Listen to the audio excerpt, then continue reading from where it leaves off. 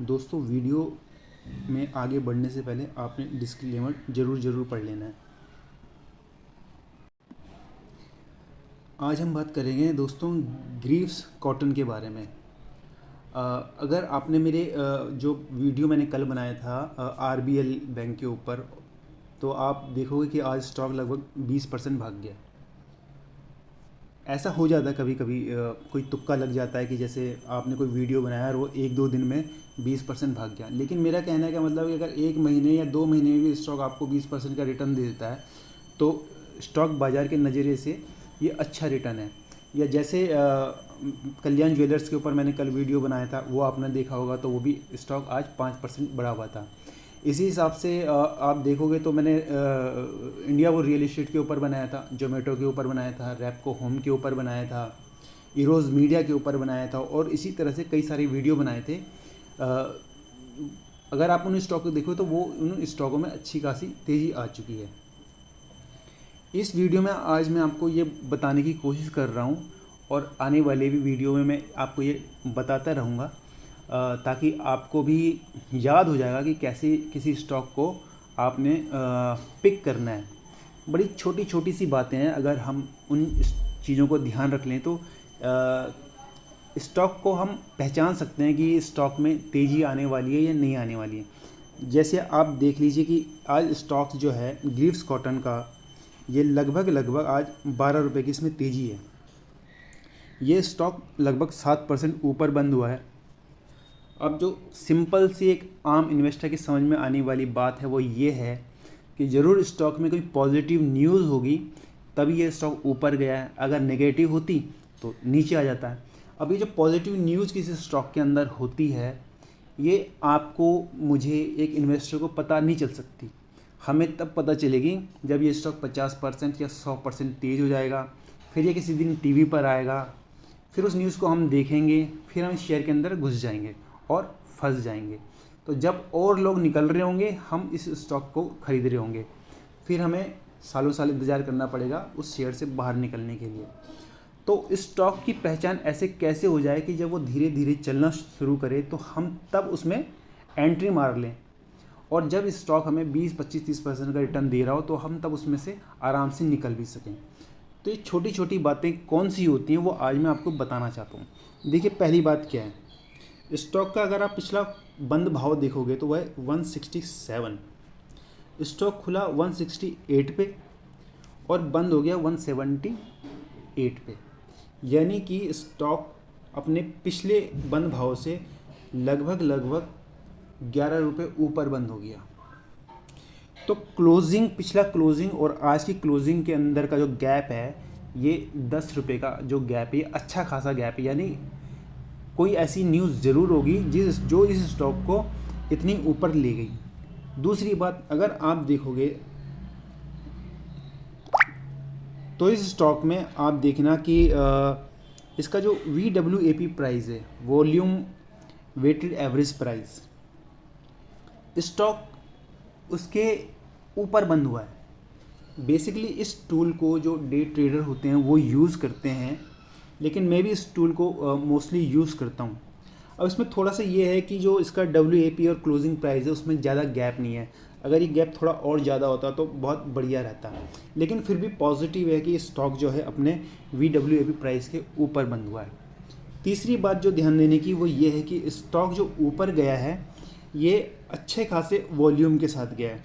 तो अगर आप वॉल्यूम देखोगे तो आप देखना वॉल्यूम लगभग 43,53,000 शेयरों का कारोबार हुआ है। तो स्टॉक एक अच्छे खासे वॉल्यूम के साथ ऊपर गया है। तो एक ये तीसरा पॉइंट है जो स्टॉक के लिए पॉजिटिव है, और जो ये इंडिकेट कर रहा है कि हाँ ज़रूर कुछ ना कुछ न्यूज़ चल रही है जो इस स्टॉक को धीरे धीरे ऊपर ले जा रही है। अब दोस्तों, यहाँ पर ना स्टॉक तेज़ी मंदी जो बता रहा है उसमें वॉल्यूम का बहुत बड़ा हाथ है। अब आप देखिए कि एक मंथ का जो स्टॉक का जो वॉल्यूम परसेंटेज है एक मंथ का, वो लगभग 33% के आसपास है। अगर आप वीक का देखोगे तो ये लगभग 40% के आसपास है। और जो सिर्फ आज का डिलीवरी का जो परसेंटेज है वो लगभग मतलब मोर देन 51% है। अब जो ये मोर देन 51% डिलीवरी है, ये आपने या मैंने तो उठाई नहीं होगी, ये उठाई होगी उन लोगों ने जिन्हें ये पता होगा कि इस स्टॉक के अंदर कुछ ना कुछ न्यूज़ चल रही है जो आने वाले टाइम में इस शेयर को ऊपर ले जा सकती है। आम पब्लिक भी होगी, ऐसा नहीं है कि आम पब्लिक नहीं होगी, लेकिन उसका परसेंटेज जो होगा ना वो बहुत थोड़ा होगा। तो जब फर्स्ट मैंने आपको स्क्रीन में दिखाया है ओवरव्यू जो इसका है कि स्टॉक अपने पिछले बंद भाव से ऊपर बंद हुआ है, अपने VWAP प्राइस के ऊपर बंद हुआ है और अच्छे खासे वॉल्यूम के साथ ऊपर गया है, तो ये इंडिकेट करता है कि हाँ स्टॉक में तेज़ी के संकेत बन रहे हैं और उसमें एंट्री ली जा सकती है। दोस्तों मेरा एक मानना ये भी है कि जब कोई स्टॉक चलता है ना तो वो चलने से पहले ना आपको बताता है, हमारी आंखों के सामने वो चल रहा होता है, लेकिन हम उसे इग्नोर कर देते हैं और लेते नहीं हैं। तो मैं जब भी आप लोगों के लिए कोई वीडियो बनाता हूँ और कोई स्टॉक आपके लिए पिक करके लाता हूँ, तो मैं ना उसमें एक चीज़ जो है ना उसके स्टॉक के कंसोलिडेशन जो उसका पैटर्न है ना उसे भी ज़रूर ध्यान में रखता हूँ। अब मैं यहाँ पर एक वीक, एक मंथ या 1 ईयर की बात नहीं करता, लेकिन 6 मंथ की मैं बात करता हूँ आपसे। 6 मंथ में 2 क्वार्टर निकल गए कंपनी के, तो आप देखो कि स्टॉक 205 रुपये का हाई बनाया, 131 रुपये का लो बनाया। तो इन 2 क्वार्टर में स्टॉक ने क्या किया, इसके अंदर कुछ पॉजिटिव न्यूज़ भी आई होगी जो इस स्टॉक को ऊपर ले गई होगी और कुछ नेगेटिव न्यूज़ भी आई होगी जो इसे अपने हाई से नीचे ले गई। लेकिन स्टॉक ने क्या है 131 रुपये के लेवल को मेंटेन करके रखा, उससे नीचे नहीं गया और जो इसका पिछला बंद भाव था 166, तो पिछले 6 महीने में आप देखोगे तो 205 रुपये से गिरने के बाद और 131 का लो बनाने के बाद जो स्टॉक है वो 166 रुपये और 131, इस दौरान यहाँ पर ये घूमता रहा। तो आगे बढ़ने से पहले 131 के ऊपर जाने से पहले इसने धीरे धीरे टाइम लिया है, तो एक साथ इसमें कोई तेज़ी नहीं आ गई है।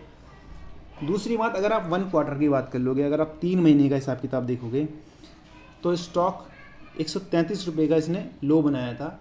178 को आप यहाँ से हटा दो क्योंकि ये आज ही 12 रुपये बढ़ गया, नहीं तो 166 को हम पकड़ेंगे तो 3 महीने और 6 महीने के हिसाब से आप देखोगे तो स्टॉक लगभग 30 और 35 रुपये के बीच में ऊपर नीचे करता रहा है। यानी कि स्टॉक ने ऊपर बढ़ने से पहले काफ़ी टाइम निकाल दिया अपने कंसोलिडेशन होने में, और स्टॉक के अंदर एक साथ से कोई वॉल्यूम नहीं बढ़ा, धीरे धीरे करके इस स्टॉक के अंदर वॉल्यूम गया है। अच्छा, अब इससे क्या चीज़ और हमें मिल सकती है? इससे हमें ये मिल सकती है कि अगर स्टॉक जो 178 पे बंद हुआ है अगर यहाँ से चलना स्टार्ट करता है तो जो सबसे पहले ये ऊपर जाने की कोशिश करेगा ये 205 रुपये को तोड़ने की कोशिश करेगा, क्योंकि वही इसका 6 महीने पीछे का हाई था और ये वहाँ से गिरा। तो आपको एक टारगेट मिल जाएगा अपने स्टॉक के लिए कि हाँ भाई 178 पे जो स्टॉक चल रहा है 205 तक जा सकता है, और अगर 205 को भी क्रॉस करता है तो फिर मेरा ये मानना है कि जो एक साल का हाई है 258 रुपये 90 पैसे का, वहाँ तक जरूर जाना चाहिए इस शेयर को। अब दोस्तों जो मैं कहूँगा आपसे कि जो लास्ट बात है और बहुत ही इम्पोर्टेंट है, मैं अपने हर वीडियो में आपको बताता हूँ, मैं इसे ज़रूर ध्यान रखता हूँ, स्टॉक का मूविंग एवरेज। देखिए, आम इन्वेस्टर को मेरा ये मानना है कि फंडामेंटल्स की इतनी नॉलेज नहीं होती, ग्राफ्स उसे इतना देखना आता नहीं है, तो सिंपल कैसे समझा जा सकता है किसी स्टॉक के बारे में? तो वो जो सिंपल समझने वाले स्टेप हैं हमेशा सिर्फ मैं वही बताता हूँ आपको।